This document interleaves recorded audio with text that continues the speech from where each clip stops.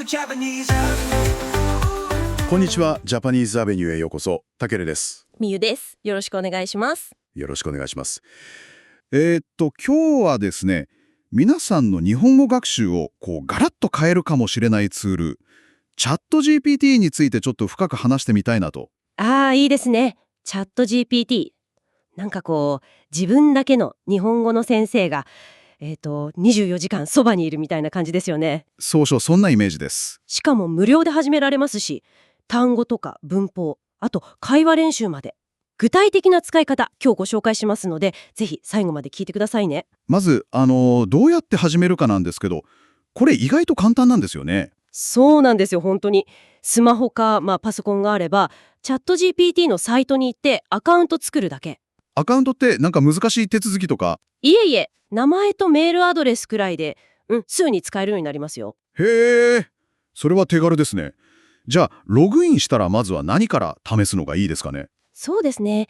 まずは簡単な日本語でどんどん質問してみるのがいいと思います。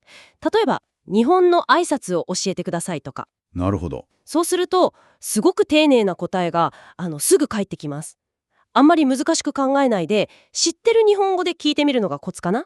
確かに。わからない単語とか、例えば、花火って何ですかみたいにそのまま聞いても大丈夫なんですか？全然 OK です。花火って何ですかって聞けば、意味はもちろん、どういう時に使うかとか例文までつけて教えてくれますよ。おー、例文まで。それはわかりやすいですね。ちょっと感動しますよ、本当。じゃあ、文法は？例えば、結構みんな苦労する手方とか、そういうのも。もちろんです。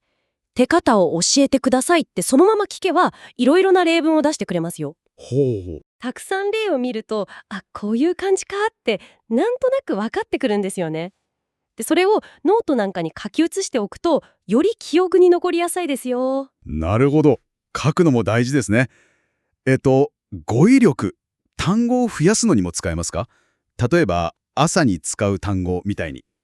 いいですね。そういうテーマで聞くと、関連する単語をリストアップしてくれます。へー。で、教えてもらった単語は、ぜひ声に出して読んでみてください。発音の練習にもなりますしね。声に出す。ね。なるほど。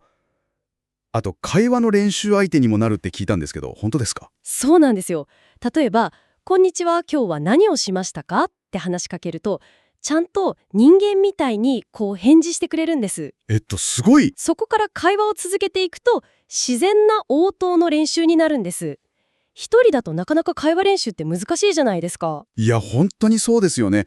相手がいないと。でももしこっちが、間違った日本語を使っちゃったら、気まずいかなとか。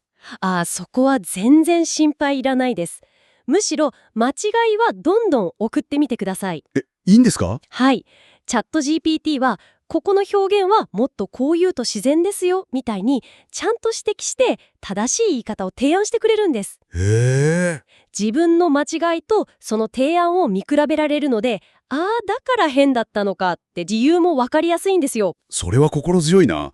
じゃあ安心して練習できますね。でもやっぱりこういうのって続けるのが大事ですよね。まさにその通りです。毎日5分とか短い時間でもいいので、とにかく触れる習慣をつけるのは一番です。毎日5分。で、例えば今日は旅行の会話、明日は好きな食べ物の話みたいに自分の興味のあるテーマでやると飽きずに楽しく続けやすいと思いますよ。お祭りについて教えてとかそういうのも聞けるんですか？はい、聞けますよ。おすすめの和食は何とかでもいいですし、文化について知るのも学習のいい息抜きになりますしね。いやー、なんかこうして聞いてみると、チャット GPT って本当に日本語学習の、なんていうか、頼れる相棒になりそうですね。本当にそう思います。使い方次第で学習の幅がぐっと広がりますよね。ええ。では最後にですね、今日いろいろ話しましたけど、特に日本語の初級、それから中級の皆さんに役立つそうな表現、いくつか確認しておきましょうか。はい、ぜひ。まず基本中の基本ですけど、を教えてくださいですね。うん。何かを知りたいときに丁寧に尋ねる言い方です。単語の意味を教えてくださいみたいに使えますね。定番ですね。それからもう少しカジュアルなだと？そうですね。で、何ですかって何ですか？これは会話の中で、あれってどういう意味みたいに気軽に聞きたいときに便利です。さっきの花火って何ですかがまさにこれですね。ああ、なるほど。で、何ですか？使いやすそええ。もう一つ、もう少し詳しく聞きたいときは、について説明してください。について説明してくださいがいいかもしれません。う。うんうん。説明してください。はい。日本の習慣について説明してください。みたいに、ちょっと詳しい情報とか背景を知りたいときに使えます。少しだけフォーマルな感じもしますね。なるほどな。この3つ使いこなせると便利そうですね。そうですね。こういう表現を使って、ぜひ毎日少しずつでもチャット GPT と話してみてください。ええ。間違うことを恐れないで、とにかく試してみるのが大事ですね。はい。それが上達への近道だと思います。というわけで、今回の話が役に立ったなと思ったら、ぜひジャパニーズアベニューのチャンネル登録、それからいいね、通知設定もポチッとお願いします。お願いします。今日も最後までお聞きいただき本当にありがとうございました。ありがとうございました。